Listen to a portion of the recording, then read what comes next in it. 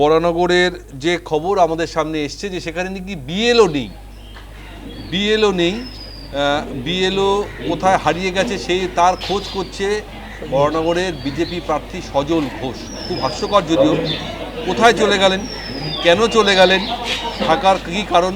বরানগর পৌরসভার 32 নম্বর ওয়ার্ড, যেখানে বিএলও নিখোঁজ হয়ে গেছে, সেই বিএলওর খোঁজে বিজেপি প্রার্থী সজল ঘোষ নিজেই মাঠে নেমে পড়েছেন।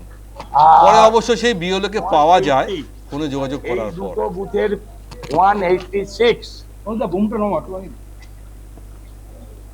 হ্যাঁ, ওখানে কোনো বিএলও নেই।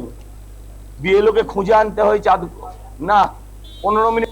যে বিএল আপনার তো গেটে থাকা উচিত। আমি কি আপনাকে ভুল বলছি? আপনারা ওখানে বসে গোল করে গল্প করছেন, আপনাদের তো থাকা উচিত গেটের মুখে। আপনি কোন বুথে? আমি আপনাকে জিজ্ঞাসা করছি কোন বুথ?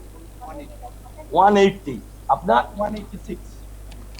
সজল বাবু কি বলছেন শুনি, কি অভিযোগ? বুঝছি তো, বিএলওই তো নেই।